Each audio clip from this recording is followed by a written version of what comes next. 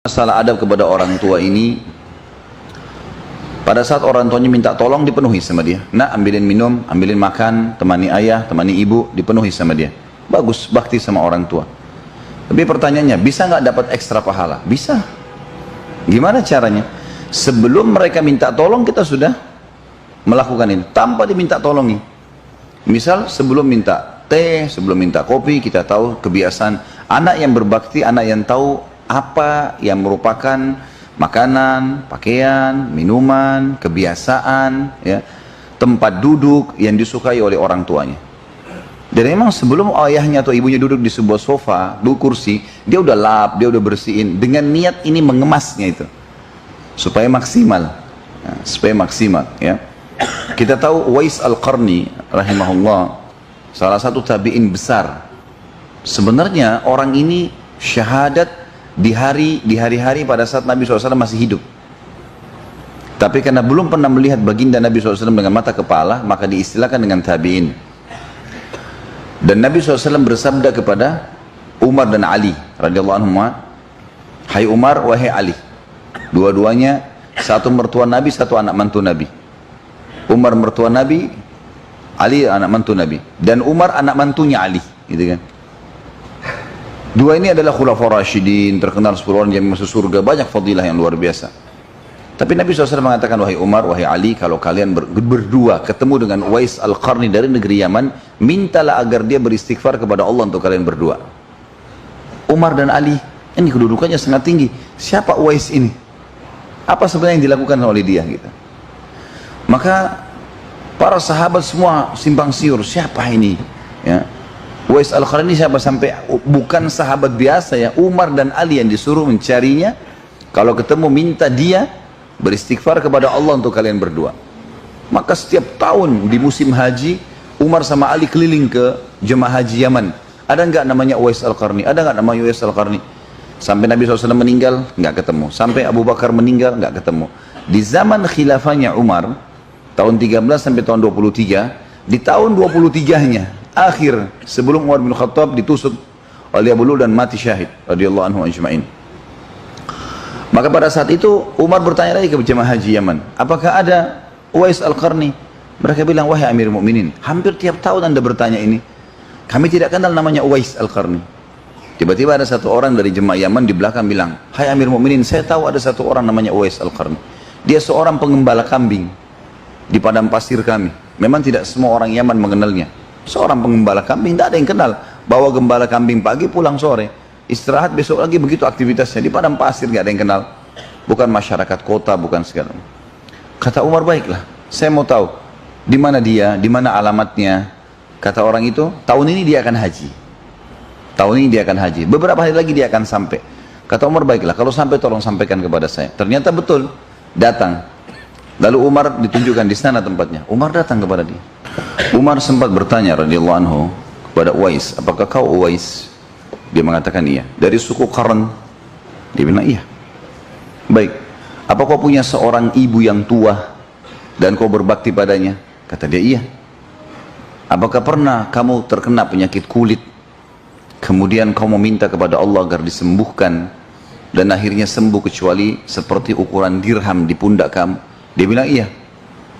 Jadi semua ciri yang disampaikan baginda Nabi SAW kepada Umar bin Khattab radhiyallahu anhu ada pada orang ini. Kata Umar, kalau begitu beristighfarlah kepada Allah ya, untukku. Kata Uwais, siapa anda ini? Nggak kenal. Karena orang tidak tahu, nggak ada foto zaman dulu. Ya. Maka kata Umar, saya Umar bin Khattab. Uwais kaget, anda Amir Mu'minin Umar bin Khattab? Kenapa minta sama saya istighfar? Kata Umar radhiyallahu anhu, ini pesan Rasulullah SAW dari sekian tahun yang lalu. Lebih dari 10 tahun saya mencari kamu. Gitu kan. Maka dia mengatakan, apakah Rasulullah SAW menyebutkan itu? Kata Umar, iya. Maka Uwais pun beristighfar kepada Allah untuk Umar. Umar begitu dapat istighfarnya Uwais, lari keliling cari Ali. Waktu itu Ali bin Abi Thalib mertuanya, karena istri terakhir Umar, Ummu Kalthum radhiyallahu anha, adalah anaknya Ali bin Abi Thalib. Gitu kan. Maka dia cari keliling cari mertuanya dan sahabatnya ketemu. Hai Ali, Uwais ada. Segeralah ke sana. Ali ke sana juga, ucapin kalimat yang sama. Uwais bertanya yang sama, apakah Rasulullah bilang? Iya. Beristighfarlah. tiba-tiba tersebar di seluruh wilayah Mekah, tempat haji, kalau Umar dan Ali telah bertemu dengan Uwais Al-Qarni. Maka orang-orang keliling cari Uwais Al-Qarni, tapi sudah tidak ditemukan. Pada saat itu sudah tidak ditemukan, dia sudah hilang, nggak ada lagi di Mekah, sudah meninggalkan Mekah. Dan beberapa tahun setelah itu, di akhir-akhir mendekati masanya Uthman bin Affan, khilafahnya Uthman bin Affan, ditemukan Uwais Al-Qarni oleh beberapa orang di Irak, lagi mengutin makanan di sampahnya orang. Mengutin makanan di sampahnya orang, dia bersihin, setelah dibersihin dipanasin, yang masih bagus dipanasin sama dia, dibagi dua, setengah dipakai makan, setengah dikasih orang miskin, sambil berkata, ya Allah, aku memujimu dan bersyukur padamu karena ini rezeki yang telah berikan untukku hari ini. Dia masih bisa berbagi sama orang lain. Tapi salah satu ciri khasnya Uwais Al-Qarni adalah bakti sekali sama orang tuanya, terutama ibunya masih hidup pada saat itu. Salah satu bentuk baktinya, dan ini yang kita hubungkan dengan masalah adabnya, Uwais Al-Qarni pernah menemukan rumah yang dihuni oleh dia dengan ibunya, itu atapnya tergeser, ada pelapa-pelapa kurma tergeser, sehingga cahaya matahari bisa maksimal masuk ke dalam rumah. Dia naik ke atap ingin memperbaiki itu, pelapa kurma itu, dirapiin lagi sama dia. Waktu dia naik mau rapiin, begitu dia injak dan matahari lagi sangat terik, panas, tiba-tiba dia waktu mau rapiin, dia lihat dari lubang, ibunya lagi ada di bawah. Ibunya lagi ada di bawah. Jadi ibunya tiba-tiba datang, duduk di tempat di mana Uwais ada di atas, gitu. Maka Uwais Al-Qarni diam di tempat, sama sekali tidak bergerak, gitu kan? Sama sekali tidak bergerak, menunggu ibunya sampai pindah. Waktu ibunya sudah pindah, kemudian dia turun, ada rupanya orang-orang lihat. Uwais, kenapa kamu di atas itu? Uwais nggak jawab, diam aja. Nggak jawab, diam. Orang jadi ngumpul semua. Kenapa kok orang ini diam di atas atap, diam seperti orang yang kaku kayak patung, nggak bergerak, gitu kan? Setelah dia turun, pada saat dia sudah lihat ibunya sudah bergerak, turun, rupanya orang-orang ada yang masuk ke dalam rumah, lihat ibunya lagi duduk di situ rupanya di bawah. Orang bisa baca keadaannya.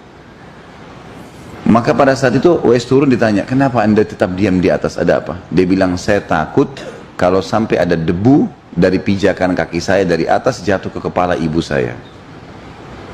Bayangkan teman-teman, coba bayangkan kalau kita di posisi orang ini. Kita teriak, ibu pindah, misalnya. Nanti kalau kena gimana? Dan seterusnya. Kadang-kadang orang kasar, ya. Tapi lihat bagaimana kemasan adabnya. Kita bukan cuma sekedar baktinya, bukan cuma sekedar ibadahnya, bukan cuma sekedar meninggalkan dosanya, tapi gimana kita mendapatkan pahala ekstra di situ.